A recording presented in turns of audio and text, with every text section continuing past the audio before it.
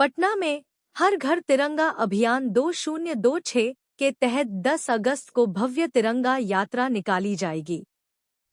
इसको लेकर प्रशासनिक तैयारियां तेज कर दी गई है।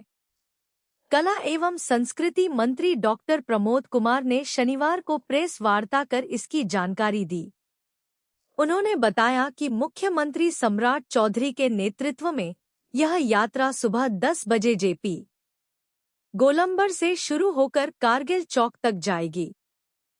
मंत्री ने कहा कि अभियान को सफल बनाने के लिए हर प्रखंड को 4000 तिरंगे उपलब्ध कराए जाएंगे। तिरंगों की आपूर्ति जीविका समूह के माध्यम से की जाएगी। डॉक्टर प्रमोद कुमार ने बताया कि यात्रा में मंत्री, अधिकारी और बड़ी संख्या में आम लोग शामिल होंगे। नहीं, अब तुम देते हो कि नहीं दूसरे जगह? अच्छा, शुरू करें हैं?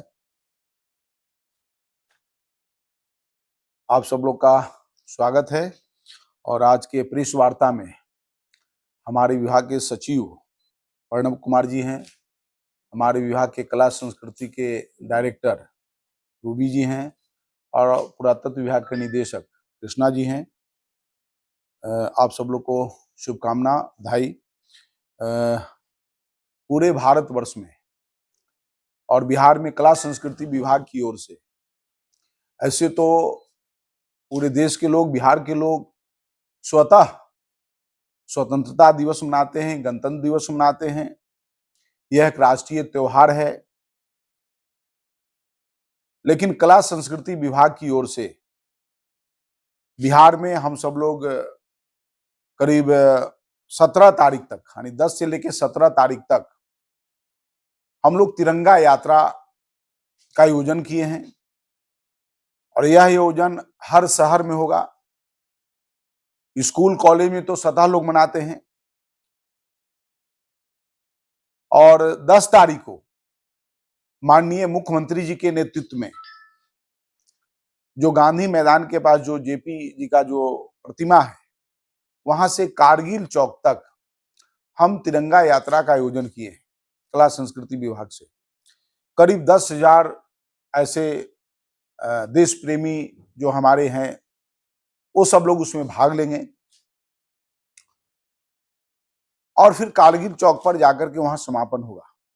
इस तरह के कार्यक्रम बिहार के सभी जिला में होगा, सभी प्रखंड में होगा। क्योंकि राष्ट्रीय त्योहार को लोग, कुछ लोग पहले एक दिन मनाते थे, उनको लगता था चलो हो गया, बस स्वतंत्रता दिवस, गणतंत्र दिवस एक दिन का त्योहार है। लेकिन भारत सरकार ने पूरे एक सप्ताह, देश की आजादी में कितने वर्ष लग गए थे, कितने लोगों का बलिदान हुआ था, कितने लोगों का त्याग हुआ था, और उस बलिदान और त्याग को हम लोग एक दिन एक फेस्टिवल के रूप में मना करके समाप्त करें, तो हमको लगता है कि उस देश प्रेमी और देशभक्तों के साथ न्याय नहीं होगा। तो इसलिए हम लोग पूरे 10 से लेकर के 17 तारीख तक विभिन्न जिलों में कार्यक्रम करेंगे। और इसके लिए बिहार सरकार ने करीब 6 करोड़ 12 लाख रुपये का मतलब हम लोग राशि भी दिए हैं विभिन्न जगहों पर। जैसे हर प्रखंड जो अपने बिहार में करीब 534 प्रखंड है, इन सब 534 प्रखंडों में इस आयोजन के लिए हम लोग 1-1 लाख रुपये का राशि मुहैया कराया है। 38 जिला में 1-1 लाख रुपये की राशि मुहैया कराया है। इसी तरह से राज्य स्तर पर जो होंगे उसके लिए 25 लाख की राशि मुहैया हम लोगों ने किया है। और सब कुल मिलाकर के 6 करोड़ 12 लाख रुपये हम इस तिरंगा यात्रा में हर जगह हम लोग दे रहे हैं, ताकि यह कार्यक्रम व्यवस्थित हो, सुव्यवस्थित हो और सब लोग इसमें भाग ले सके, किसी तरह की कोई परेशानी नहीं हो। और साथ ही साथ देश आजाद तो हुआ, लेकिन एक दिन पहले भारत का विभाजन भी हो गया था। तो एक तरफ खुशी और दूसरे तरफ गम भी था। तो इसलिए माननीय प्रधानमंत्री जी ने विभाजन विभीषिका स्मरण दिवस हम 14 तारीख को मनाते हैं। तो क्योंकि आज की युवा पीढ़ी सिर्फ जानते हैं कि हमारा भारत आजाद हुआ था, 15 अगस्त 1947 को भारत स्वतंत्र हुआ और उस खुशी में हम मिठाई बांटते हैं, मिठाई खाते हैं, सब लोगों से मिलते हैं, स्वतंत्रता दिवस का त्योहार मनाते हैं। लेकिन उसी दिन भारत का 2 टुकड़े भी किए गए थे।